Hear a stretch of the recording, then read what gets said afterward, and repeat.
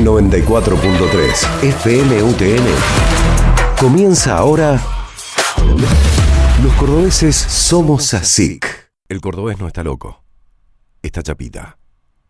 El cordobés no está enfadado, está enculado. El cordobés no es agrandado, es humiento. El cordobés no es pedante, es carteludo. Los cordobeses somos así. Un programa carteludo.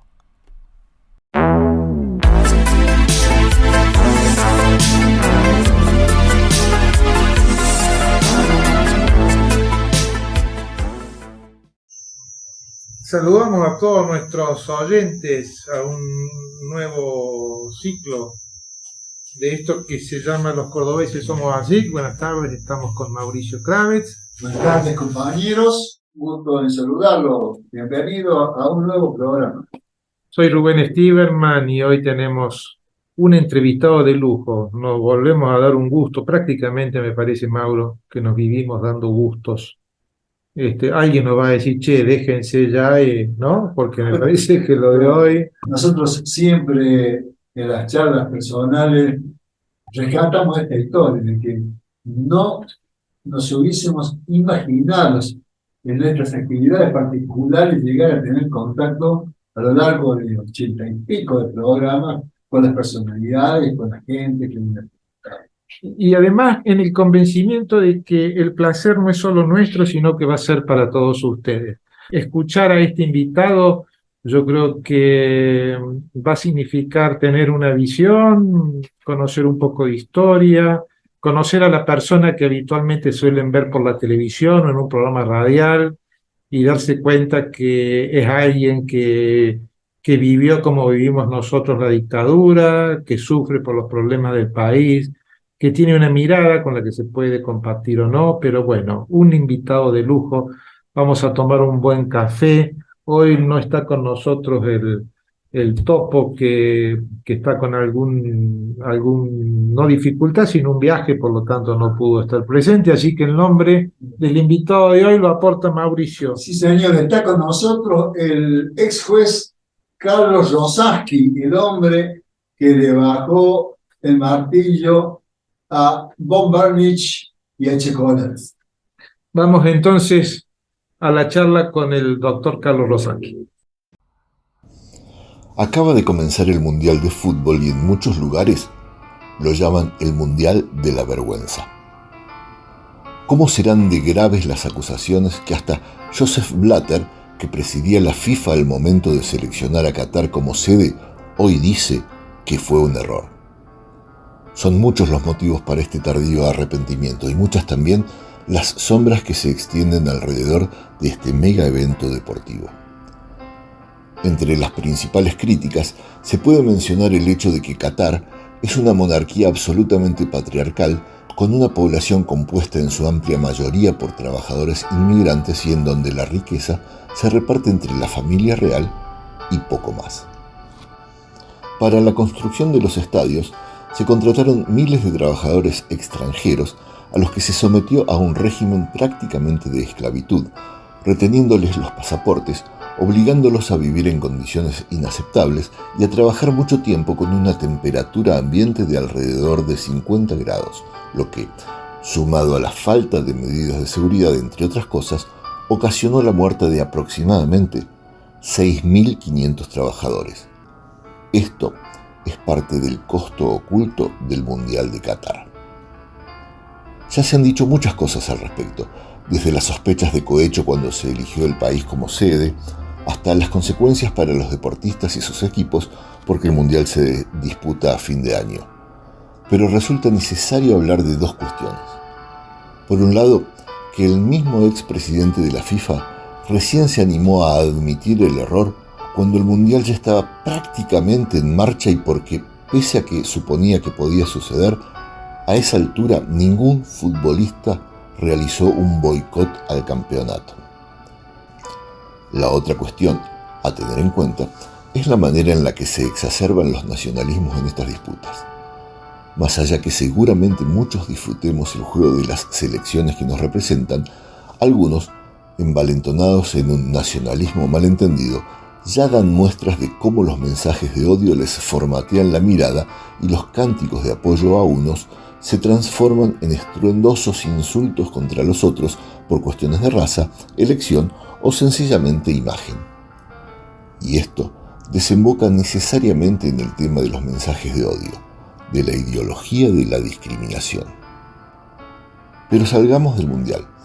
Vamos a echar una mirada a lo que pasa en estas tierras y hablar de aquellos que sostienen la existencia de una raza superior o los apologistas de la dictadura. La semana pasada, como es de público conocimiento, se desató una tormenta de afirmaciones protofascistas desde las huestes de Juntos por el Cambio. Empezó con Luis Juez diciendo que la democracia no le había mejorado la vida a nadie, como si poder vivir sin tener miedo de que a uno mismo o a cualquiera lo secuestren para torturarlo y matarlo fuerzas parapoliciales o paramilitares no fuera ya de por sí una impresionante mejora en la calidad de vida de los ciudadanos, entre otras cosas. Pero lo que Juez hacía con esa afirmación era mostrar cuál es su verdadera ideología para intentar seducir votantes enceguecidos por los discursos de odio. El senador cordobés ya había mostrado qué piensa cuando el gobierno ecuatoriano tuvo que pedir que sea reemplazado en la embajada en Quito por sus afirmaciones brutales respecto de la higiene de los ecuatorianos. El negacionismo es una bandera de los protofascistas. También lo tenemos a Macri, que dijo que los alemanes son una raza superior y aunque haya pedido disculpas, las explicaciones se notaron forzadas y seguramente distantes de la verdad. Por otra parte, semanas atrás, el diputado Fernando Iglesias había sostenido que le parecía necesario reivindicar a Hitler porque alguna cosa buena había hecho, y esto nos recuerda las ya antiguas afirmaciones de Durán Barba, que dijo del genocida alemán que había sido un tipo fenomenal. Una serie de confesiones respecto de cuáles son las ideas que defiende la derecha. Si a esta altura alguien no entiende que los mensajes de odio, las ideas recalcitrantes, el fascismo implícito en todas sus acciones son una muestra de lo que realmente piensa la derecha, es porque no conoce la historia o no la quiere ver. Que estas personas tengan posibilidades de volver a gobernar es preocupante, y lo peor es que tienen chances de hacerlo. Acabamos de escuchar la editorial en la voz de Marco Sal, presidente de ASIC.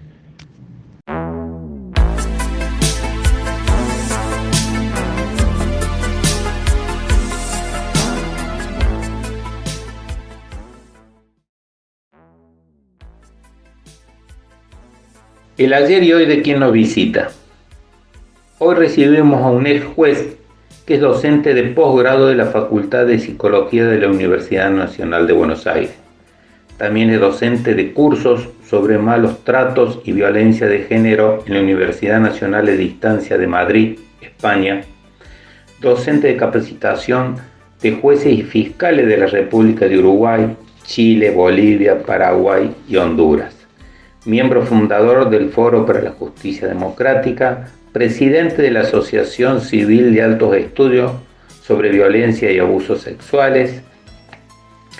Recibió diferentes premios y reconocimientos a nivel nacional como internacional, como por ejemplo el doctor honoris causa de la Universidad Nacional de La Plata por su aporte a las políticas de memoria, verdad y justicia en Argentina. Es autor o coautor de publicaciones nacionales y en el exterior sobre la materia. Hoy tomamos un café con Carlos Rosansky, que debió impartir justicia sobre maltratos, abusos, violencia de género y también en juicios de violaciones de los derechos humanos. Las acciones de esta calidad de funcionario judicial tienen poca difusión y mucha difamación. Será porque evitó la impunidad que algunos poderosos procuran para la mano de obra hacedora de la noche más negra de la historia argentina.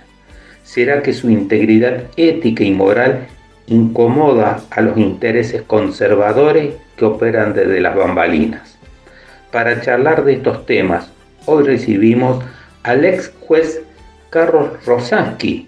A los cordobeses somos ASIC y tal vez será justicia. Hoy tenemos un invitado de lujo, hoy se sienta con nosotros Carlos Rosansky a tomar un cafecito. Carlos, en alguna medida, tiene alguna historia y algún pasado muy parecido al nuestro, muy parecido a lo que en Córdoba se llama la Asociación Cultural Israelita de Córdoba. Y la verdad que agradecerte tu visita, tu presencia para nosotros es un verdadero honor que te sientes aquí y que converses con nosotros y con toda nuestra audiencia. Muchas gracias, Carlos, por tu presencia. No, a ustedes por la invitación. Y nosotros le decíamos los links de la colectividad a Claro, nosotros. claro. Hay libros sobre esto, Carlos. Hay muchos libros. Así es. Carlos, nosotros siempre arrancamos nuestro programa preguntando a nuestras visitas si recuerdan qué estaban haciendo el día 24 de marzo de 1976. No, yo no recuerdo el día en particular. Imagino que no lo recuerdo por el contexto de la época. En mi caso personal, porque yo estaba casado, teníamos un hijo pequeño, que es mi hijo mayor, que nació en marzo del 76, el 2 de marzo. Ajá. Por lo tanto, tenía 20 días, de modo que yo imagino que la razón para no recordar el día puntual, sí, por supuesto, todo lo que antecedió y el día del golpe, pero no el detalle como uno a veces recuerda otro episodio que estaba haciendo. Sí recuerdo perfectamente que había una sensación extraña de que el golpe venía. Era absolutamente sabido, por lo menos por mí, por la población en general, se sabía que venía un golpe. Sí. ¿Habías tenido algún tipo de militancia en la universidad o en la escuela secundaria? Sí, yo en la escuela secundaria, es una historia muy larga, pero en la historia secundaria yo terminé el secundario de noche en un colegio de Buenos Aires, que quien viene de Buenos Aires se va a acordar porque se le llamaba el Jules Mitre, porque era un colegio de día, era el Mitre, de noche era un colegio nocturno para adultos, donde termino yo el secundario, y cuando vos hacías, ese era un secundario especializado en letras. Si vos hacías esos 2 años ahí, no tenías ingreso a derecho. Ajá. Como era la dictadura militar de ese momento, se les ocurrió 20 días antes de terminar el año, o un mes antes de terminar el año, al ministro de Educación cambiar las reglas y decir, bueno, hacen igual el ingreso. Eso hizo, para contarlo rápido, que nos juntáramos, y yo representaba junto con 2 personas más a los estudiantes de esa época, y nos reunimos con el ministro de la dictadura, que se llamaba Dardo Pérez Guilú, tratando de convencerlo de que cambiara su idea. Se imaginarán que no la cambió, y bueno, y eso después tuvo un costo muy alto para mí, porque un tiempo después terminé, no sé, en el sur. Es otra historia para otro día. Está bien. Bueno, algún día nos vamos a juntar a tomar otro café para escuchar esa historia, porque en realidad son historias que está bueno que las conozcamos todos, ¿no? Forma Con todo parte. gusto. Muchas veces hay cosas de la dictadura de las que se hablan y cosas de las que todavía falta hablar.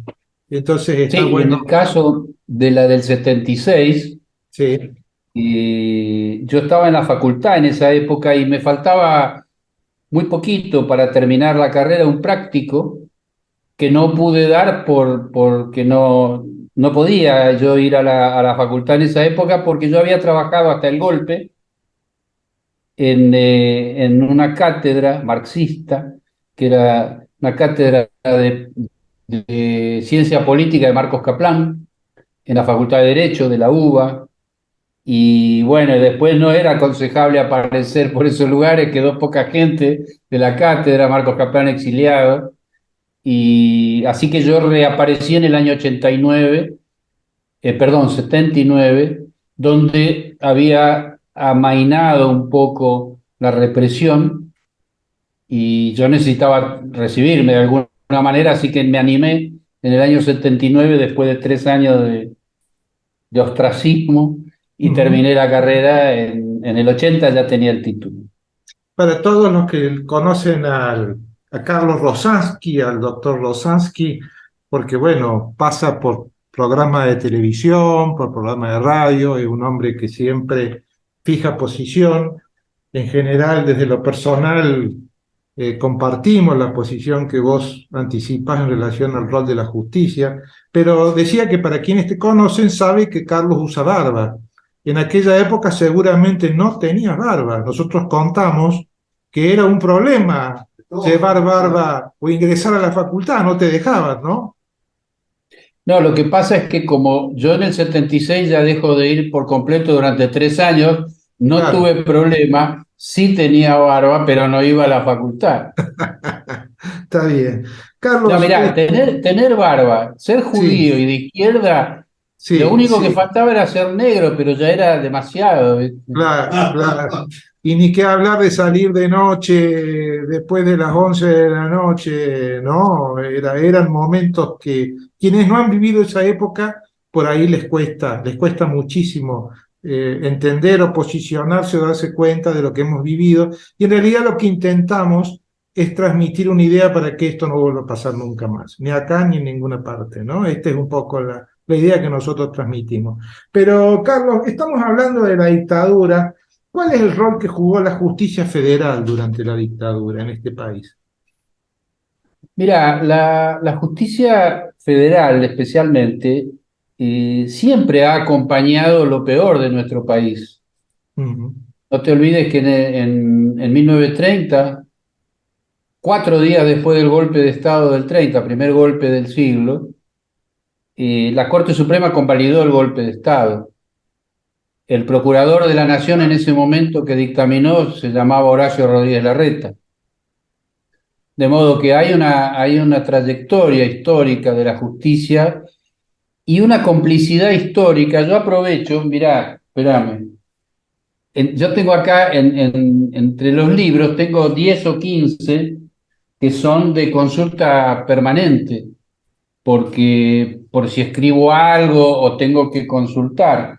Por eso lo tengo a mano siempre, ¿no? Este libro, que me gustaría recomendarlo, ujú, se llama Usted también, doctor, con signo de interrogación, ujú, y el subtítulo es Complicidad de jueces, fiscales y abogados durante la dictadura. ujú, Y es un libro que compila Boslaski, Juan Pablo Boslaski, que tiene algunos capítulos que son increíbles. Uno de ellos de María José Sarabayrús, que es una abogada, hija de Alicia Oliveira, que a lo mejor ustedes sí, conocieron, claro, sí.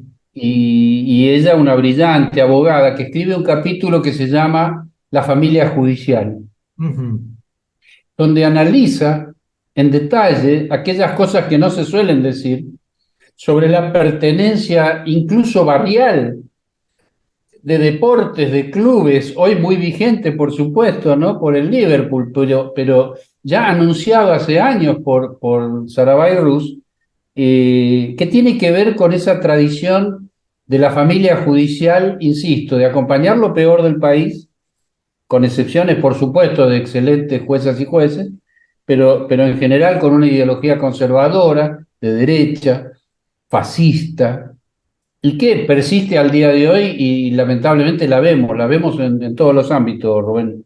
ujú. ¿Se puede ser un juez democrático y pertenecer a la familia judicial?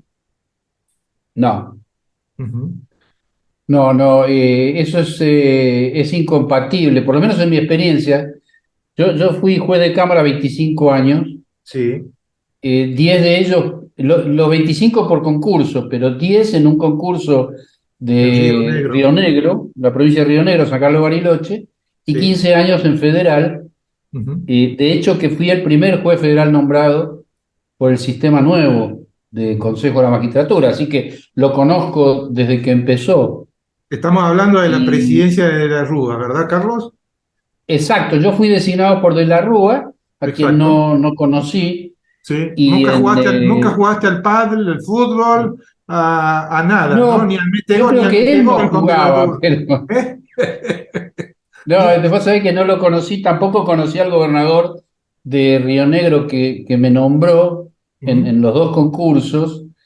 Y, pero en esa experiencia de 25 años, yo te doy la garantía de que lo que vos preguntás realmente no es posible, porque la familia judicial, tal como vos lo planteabas, tiene requisitos, tiene requisitos de corte faccioso, ujú, yo agregaría de corte mafioso, ujú, tiene rituales y uno no puede, si vos aceptás la pertenencia, eso inmediatamente va a ser incompatible con el concepto de un juez democrático, ¿no? Más allá de los matices que puede haber, pero yo creo que la esencia del concepto de juez democrático, los tres pensamos lo mismo, ¿no? ujú. ¿Cómo abordar políticamente esta problemática de una justicia copada por la familia judicial? ¿Cómo resolver este problema? Mirá, es muy difícil, es realmente muy difícil. Las veces que me pongo de autorreferencia porque son experiencias personales. Ujú, Las veces que yo tuve que enfrentar situaciones concretas, fue realmente muy difícil, fue de un costo enorme, enorme, familiar, personal, de salud, gravísimo, gravísimo. Te puedo dar, no sé, algún dato. A mí me tocó tomarle juramento como juez de cámara a Pablo Bertuzzi. claro, porque fue compañero tuyo en la Cámara en La Plata. Claro, él Compañero, termina perdón, ganando un concurso. perdón, compañero entre comillas, ¿no? Es decir, compartían la Cámara Federal de La Plata con Bertuzzi.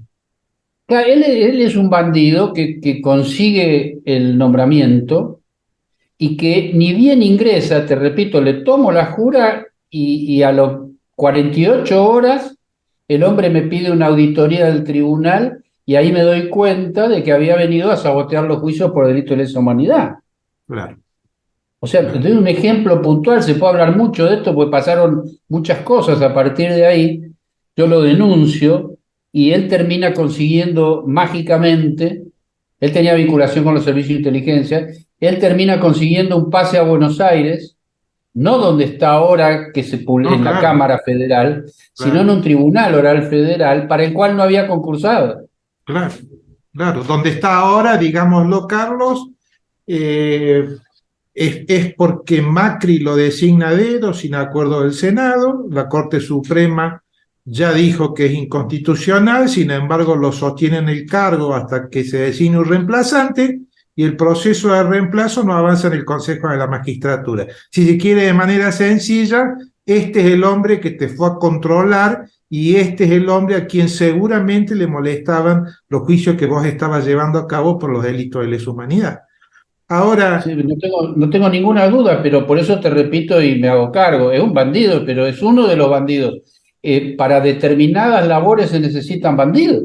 mm, No lo mm, podés hacer con gente decente. mm. Y esto la experiencia indica que es así, mi experiencia personal, ¿no? Ahora, todos sabemos que sin un poder judicial en serio es imposible evitar la impunidad. Es absolutamente inviable. Y si existe impunidad, todo es posible en la Argentina. Todo absolutamente es posible. Entonces, como ciudadano de a pie, yo sé que la pregunta es compleja. ¿Qué podemos hacer? Es decir, cómo confrontar con este poder real que de pronto hace todo lo posible por poner trabas y por frenar el verdadero proceso democrático que estamos empeñados en desarrollar. Entonces, ¿qué se hace? ¿Cuál es tu visión? ¿Qué se puede hacer? Mira, vuelvo a autorreferenciarme porque me parece una buena forma de hablar de la realidad. Yo lo que hice toda la vida es hacer lo que yo creí correcto. Eso tuvo y tiene siempre un costo muy alto, pero lo tenés que pagar. Y cuando el interrogante es qué se hace lo que hay que hacer cada día. y cada uno desde el lugar que está, desde su formación, desde su posición personal y desde su compromiso ideológico. Esto es lo que ha sucedido a lo largo de toda la historia, y quienes no lo han hecho es porque han claudicado o porque no han podido. Pero mira, te cuento una pequeña anécdota. El año pasado fui a la presentación de un libro de un amigo de la infancia que vive en Francia, que a lo mejor ustedes lo conocen, que es Pepe Muchnik, que es poeta, es escritor. Vive en Francia, era amigo de Boedo, de mi infancia en Boedo, de muy pequeño. Y presentó un libro muy interesante que tenía que ver con la deuda externa, pero en poemas. Una cosa impresionante. Un tipo de la izquierda que se tuvo que exiliar en el golpe, en la época del golpe, y desde esa época vive en Francia. Pero la anécdota es que en esa presentación del libro la hacía el editor con un panel que habían invitado, y el editor era un apellido armenio, enseguida me voy a acordar, de Sicu, la editorial. Y este señor contó, luego de la presentación, agarró el micrófono y le hicieron unas preguntas, y él contó que cuando su papá, muchísimos años atrás, en Boedo, justamente porque en Boedo la colectividad armenia tiene mucho comercio de zapatería y de elementos para zapatería, y su papá era un hombre del barrio que tenía un comercio, y le preguntaron, una vez le hicieron una entrevista, y le preguntaron qué era para él lo más importante de la educación. Y el papá de este señor, que enseguida me voy a acordar el nombre, el papá dijo: para mí lo más importante es aprender a identificar el enemigo. Oh, buena consigna. Y casi nada, ¿no? Casi nada. Yo después también se me pidió que diga unas palabras y aludí a eso, tomé eso como una referencia, porque me parece a mí que el desafío de identificar al enemigo es clave para responder a lo que vos estás diciendo, preguntando. Es decir, ¿qué tenemos que hacer? Identificar al enemigo, no confundirlo, y sobre todo no hacerle ningún tipo de concesión. Carlos, voy a aprovechar esta síntesis que has hecho para pedirte que nos recomiendes un tema musical para ir a un corte. ¿Qué te gustaría escuchar? La canción de los dinosaurios de Charly García. Bueno, Los cordobeses somos así, y con el auspicio del doctor Carlos Rosaki vamos con Charly García, los dinosaurios. Y ya volvemos.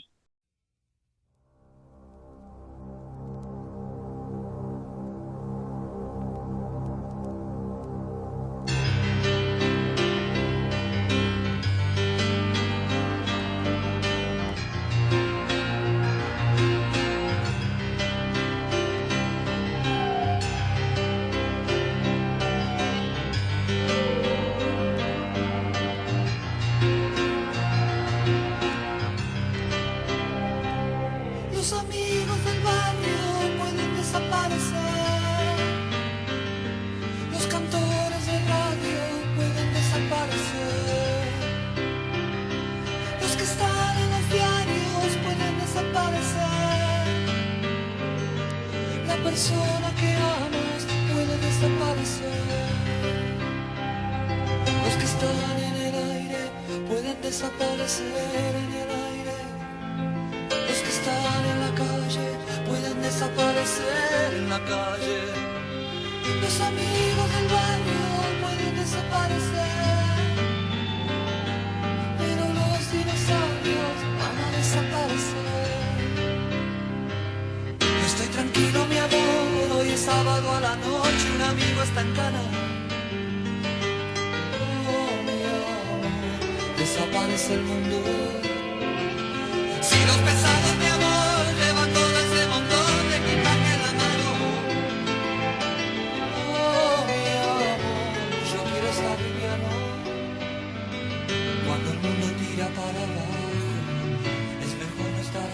nada. Imaginen a los dinosaurios en la cama. Cuando el mundo tira para abajo, es mejor no estar atado a nada. Imaginen a los dinosaurios en la cama.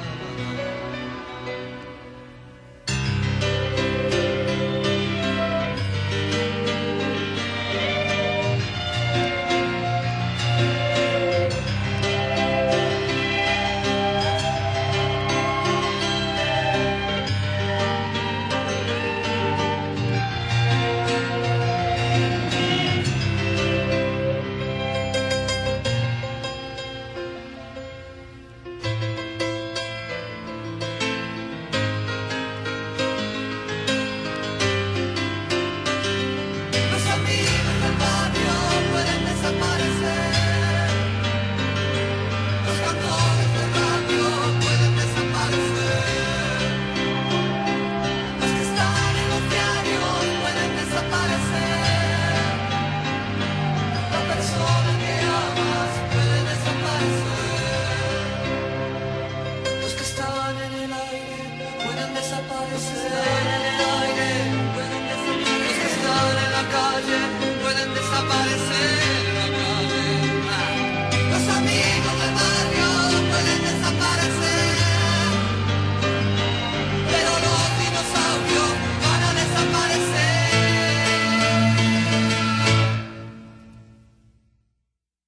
Bueno, seguimos acá conversando con Carlos Rosansky, que antes del corte nos hablaba, nos tiraba este concepto de que lo más importante es identificar al enemigo. ¿Y cuántas veces, Carlos, nos equivocamos en identificar al enemigo, no? Sí, muchas veces, lamentablemente, y nos equivocamos en mi experiencia por la habilidad que muchas veces tiene, por la manipulación que muchas veces ejerce, y que nos engaña, porque en realidad una de las características, para ponerlo entre comillas, de nuestros enemigos, o los enemigos de la democracia, es que no son auténticos. Recién ahora, y me parece altamente alarmante, recién ahora están entrando en una fase, insisto, muy alarmante, que es mostrarse como son. Es un nuevo desafío también.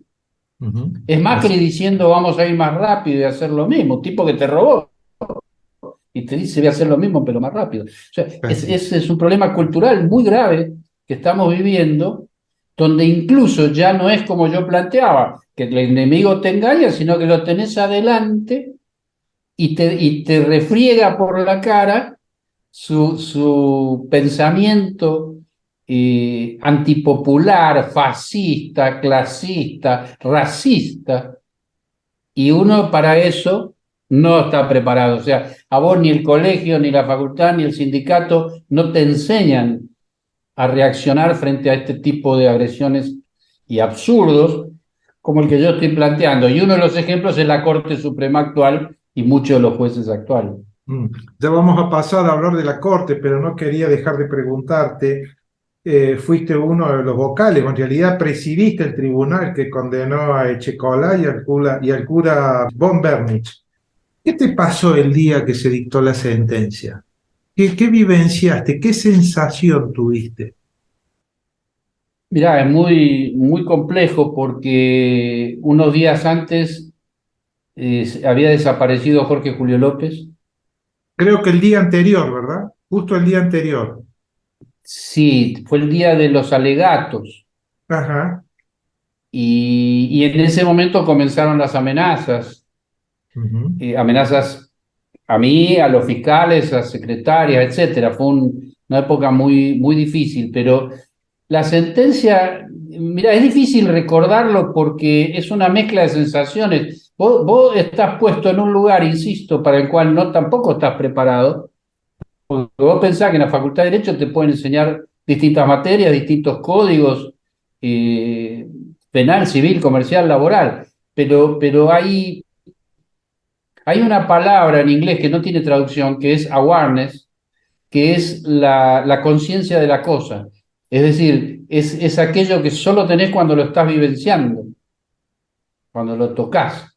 Entonces, estar no solo condenando, en este caso fue el primer juicio que se hizo en el año 2006, después de 25 años de impunidad, pero en ese primer juicio nosotros estábamos dictando una sentencia a reclusión perpetua, no prisión perpetua. Mirá que la reclusión perpetua ya la Corte había dicho, y te lo cuento como anécdota, la Corte había dicho que ya no sirve, ya no es más, aunque esté en el código, porque ya quedó prácticamente igual a la prisión perpetua. Claro, así es. Sin embargo, con los dos colegas que hicimos el juicio, llegamos a la conclusión y a la decisión de condenarlo a reclusión perpetua, porque era la palabra más grave que tenía nuestro código. Y lo estábamos poniendo en acto. Y lo estábamos poniendo en acto. Y hay una imagen de ese momento que vos planteás que recomiendo, es un documental que se llama Un claro día de justicia. Ese documental que está en internet se llama Un claro día de justicia, es una síntesis de lo que pasó en ese juicio y muestra especialmente el momento de la lectura de sentencia. Y en ese momento, además de lo que se ve, que es algo que se difundió mucho, porque ese Checolá besando un crucifijo, mirando al cielo, etc. Pero yo recomiendo un instante en el cual una de las personas que estaba parada, se pararon, la gente se paró en la lectura de la reclusión perpetua, pero perdón, no era por la palabra reclusión perpetua, era porque por primera vez se ponía en una sentencia que hubo un genocidio. Esto fue muy fuerte en ese momento y eso sí es algo que a mí me quedó muy grabado, porque entre las personas que estaban ahí paradas, te digo, estaba Eduardo Duhalde, bueno, estaba toda la gente vinculada y comprometida con derechos humanos, pero una mujer luego falleció, que ustedes deben conocer, Adriana Calvo. Sí. Adriana Calvo fue el primer testigo del juicio de la Junta. Que creo que te habló de algo de su corazón. ¿Puede ser? No, esta mujer lo que hizo fue mirar al cielo, una persona atea, si las hay, y sin embargo miró al cielo.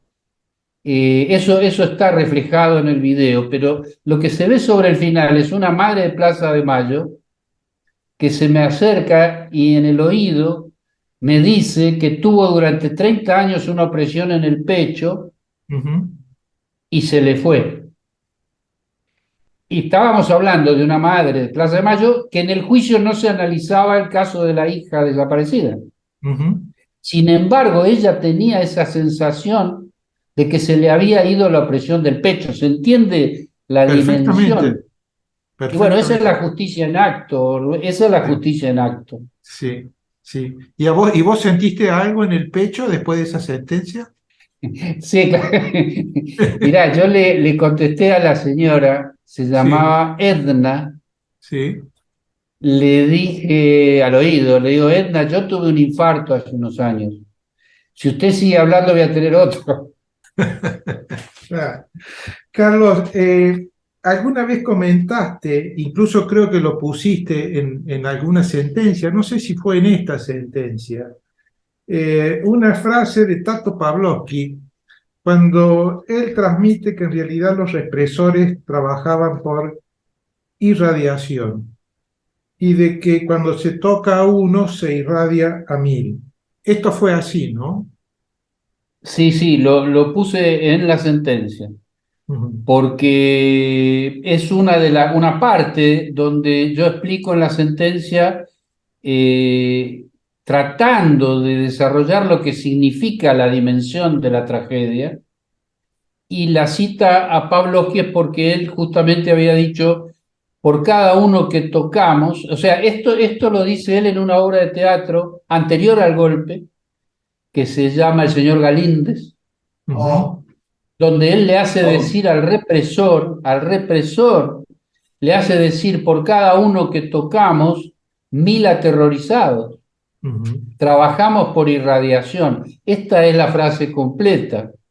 Y a mí siempre me impresionó, primero porque era un hombre obviamente visionario, psicoanalista extraordinario, además de dramaturgo, autor, actor, bueno, yo lo conocí.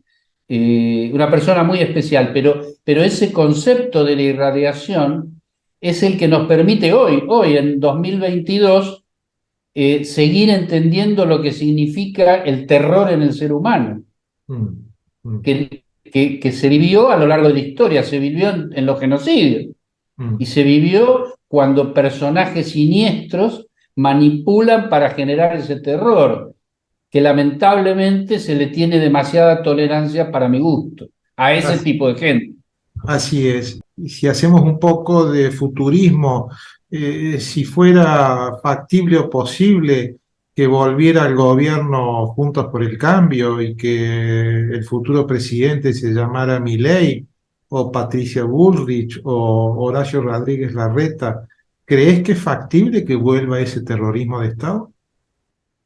Vos sabés que yo pienso que no es que le esté bajando el precio ni subestimando, pero yo lo mido lo miro en perspectiva y lo mido en función de lo que tiene Argentina como patrimonio. Y Argentina es la Argentina de Pérez Esquivel, de las madres, abuelas, hijos.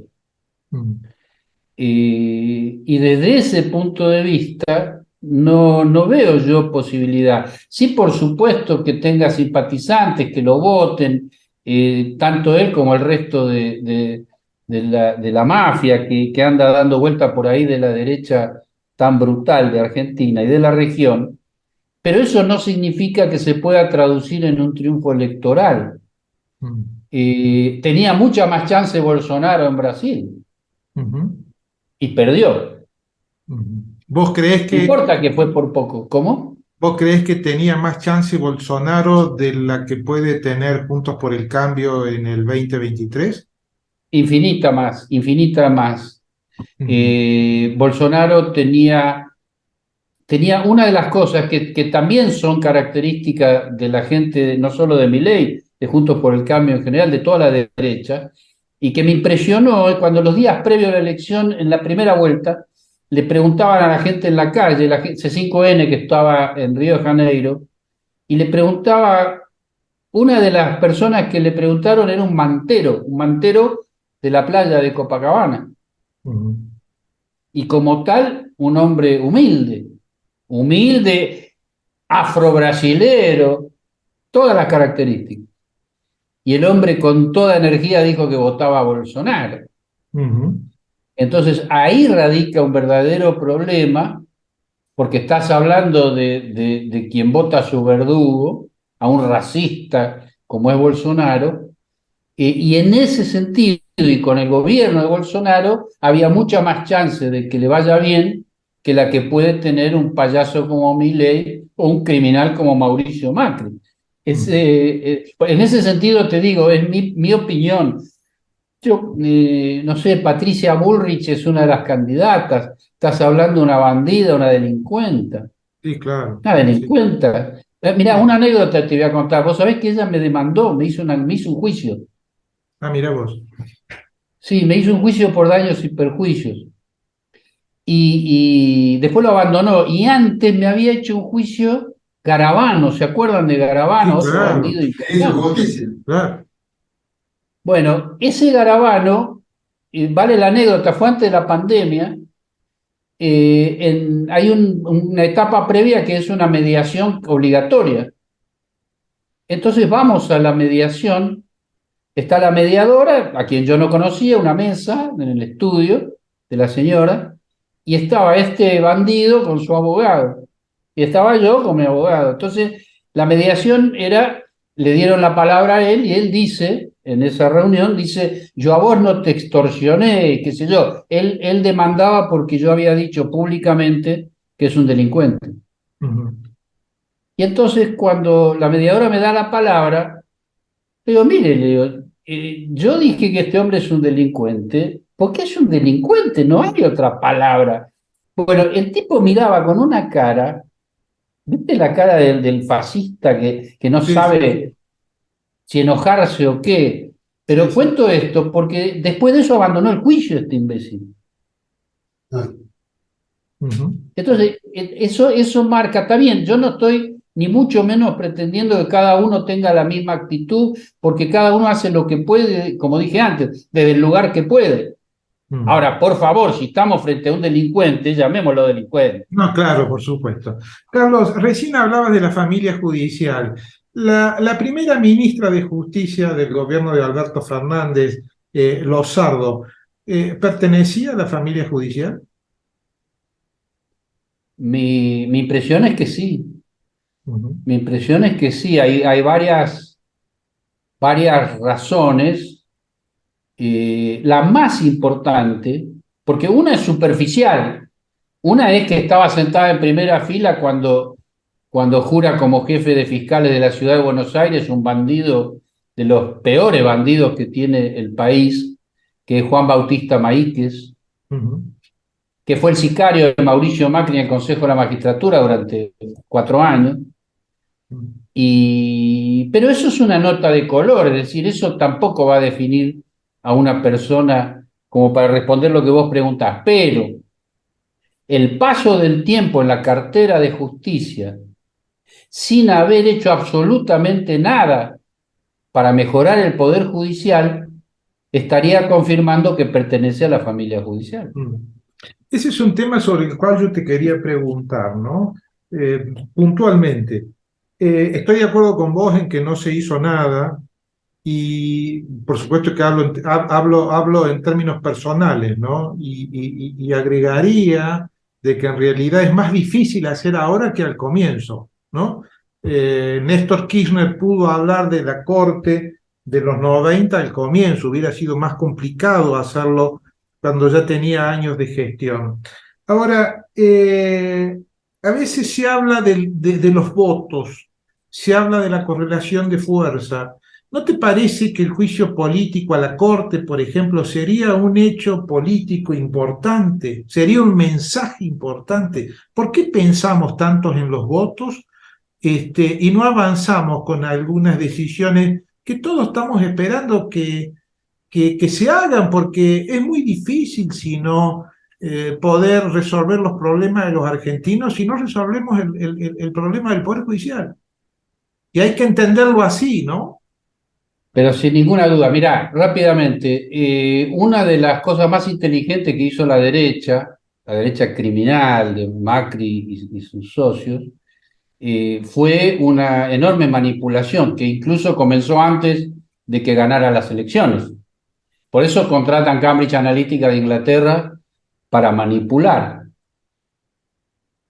Pero en ese proceso de manipulación, una de las cosas que lograron, y que responde una parte de lo que vos planteás, es que muchos políticos progresistas, gente sana y decente, esté pensando todo el tiempo si le alcanzan los votos que va a tener en una cámara o en la otra, ya sea para un proyecto de ley o para un pedido de juicio político.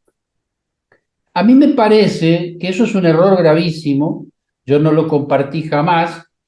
De hecho, que en el caso de la Corte Suprema, el año pasado, con Lucila Larrandart, con Eugenio Zaffaroni, con Eduardo Barcesat, le pedimos juicio político a estos jueces de la Corte por un fallo infame que habían dictado. Y ahora, hace unos meses, Con el con Consejo Estela de de Carlotto. Sí, con el ¿Cómo? Consejo de la Magistratura, perdón, en relación con el Consejo de la Magistratura estás hablando. No, en aquel caso no había, era porque tenía algo que ver con el gobierno de la ciudad de Buenos Aires. ¿Por la No me acuerdo ahora coparticipación? cuál era el fallo. ¿Cómo? ¿Por la coparticipación? No, tampoco. Después te Ajá. lo busco y te lo Dale, mando. dale. Nosotros tuvimos en ese pedido, en pero muy pocos días, 2 o 3 días, tuvimos 27.000 adhesiones. 27.000 adhesiones con número de documento, etcétera, para que tengan una idea de la dimensión de ese pedido de juicio político. Nunca más se habló de eso en la Cámara de Diputados. Hace unos meses, en el mes de febrero, con Estela de Carlotto y con Nora Schulman, le pedimos juicio político a estos 3 jueces también, a Maqueda, a Rosati y a Rosenkrantz, por un fallo infame sobre una nena de 3 años discapacitada, que lo menciono porque no tiene que ver con una cuestión política, tiene que ver con una cuestión de humanidad. Y le pedimos juicio político y en 2 días tuvimos 10.000 adhesiones y no pasó absolutamente nada. Pero lo hicimos igual porque son pedidos, primero testimoniales en el acto mismo de hacer el pedido. Claro. Y en segundo lugar, y yendo a lo actual, a lo que está pasando hoy con la Corte Suprema, el fallo que la Corte dictó sobre el senador Doñate es una Sí. de las vergüenzas más grandes que ha dictado la Corte Suprema en mi conocimiento. Es algo que no se puede entender lo que los impulsa a ser tan obscenos por escrito. Ujú, ujú. Directamente invadir las funciones de otro poder, ¿no? Es algo inédito en la Argentina. Pero hay más, no es solo que invaden las funciones del Senado, sino que tiene como origen toda esta historia, tiene como origen la infamia anterior de la Corte, que reflota una ley que estaba derogada por el Congreso Claro. para aumentar los miembros del Consejo de la Magistratura.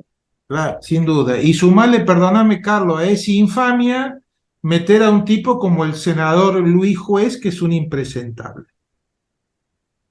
al Consejo de la No, claro, Magistratura. pero lo de Luis Juez es la consecuencia, por supuesto que es Sí. un impresentable. No, primero que no tiene la altura moral mínima para integrar el Congreso de la Nación, cuidado con eso, ¿eh? Mm. Y sin Eh, embargo no se ha cuestionado eso, por un lado. Cuando nos sentamos dijimos, no nos va a alcanzar un café. Y la verdad, creo que ni siquiera hemos empezado a conversar con vos, pero bueno, el café se terminó, los tiempos son así. No quería dejar de preguntarte porque también le preguntamos a todos si ha probado alguna vez comida judía. No te lo voy a preguntar a vos. En todo caso, la pregunta para vos sería si hace mucho que no comes comida judía. Mirá, hacía mucho por la pandemia, Sí. pero hace 2 semanas, una amiga muy querida, que es Liliana Hendel, la debe conocer, Me suena. es la periodista que está en Caníbales, psicóloga, Ah, sí, periodista. sí, sí, sí, sí, sí. Bueno, entonces nos invita a comer a la casa e invita a Luisa Culioc con su marido, Ajá, que los dos son judíos y les gusta la comida judía también. ajá. Y Entonces, lo que sirvió fue gefilte fish, pescado relleno, que sí, yo hacía años que no comía realmente, así que fue hace muy poco, con eso te respondo. Sí, me gusta bueno, muchísimo porque me crié con 2 abuelas que sí. tenían 2 características distintas en la cocina, porque uno tenía la característica polaca y la otra rusa, es decir, una más dulce y la otra agridulce. Claro, te lo hago muy fácil. Una lo hacía con cebolla cruda y otra no grata. Carlos, si venís a Córdoba, nos avisás y te vamos a preparar gefilte fish en la Asociación Cultural Israelita de Córdoba, como para que podamos charlar un poco más a fondo. Nos han quedado muchísimos temas, el juicio vialidad, la tentativa de magnicidio, el fiscal Rigo, es decir, tantos temas, pero bueno, se nos acabó el tiempo. De todos modos, ha sido un honor, un gusto y te esperamos por Córdoba, para que te Mirá, con conozcan todo todos. gusto y algo que no se dijo, que es que mi mamá era cordobés, Ah, mira Ah, mira vos, vos. nacida acá en de San Córdoba Capital. Francisco, Ah, de de San San Francisco. Francisco. Ajá, bueno. Así que tengo sangre cordobesa. Bueno, si venís, ASIC te va a esperar con los brazos abiertos y para todos nuestros asociados, sé que va a ser un lujo conocerte Nuestros oyentes, y poder charlar contigo, desde ya nuestros oyentes también. Muchísimas gracias. Un placer para mí. verdaderamente. Y gracias por la invitación, un placer. Un abrazo, muchas gracias a vos. Abrazo grande. Los cordobeses somos ASIC. En el aire de la 94.3 FM UTN, los miércoles de 17 a 18. Stiberman, Arcardini y Kravets. Un espacio de la Asociación Cultural Israelita de Córdoba. Le dije a Carlos cuando terminamos el café que era una charla para varios cafés. Al principio yo creía que con 2 cafés andábamos, pero no, hacía falta 4 o 5. La verdad que nos han quedado muchas preguntas. Seguramente ustedes también se han quedado con ganas de más, pero bueno, el tiempo no da para todo lo que uno quisiera. Fue una linda charla. Fue conocer un poco a Carlos Rosansky, conocer un poco a la persona que fue juez, que tuvo que condenar, que sufrió la presión del macrismo, un hombre que tiene una visión sobre la justicia, que se angustia como todos nosotros cuando ve cómo nos cuesta avanzar y que en realidad advierte de que es muy difícil consolidar este proceso democrático si no resolvemos esta cuestión del Poder Judicial, que es una verdadera traba, no solo de este gobierno, sino de otros gobiernos democráticos, progresistas. Es una verdadera traba, decía, para avanzar en la conquista de los derechos elementales de los ciudadanos. Yo me quedo muy satisfecho, no sé vos, Mauro. Sin duda, un hombre que se ha blindado, que no ha tratado con un afecto, un cariño, y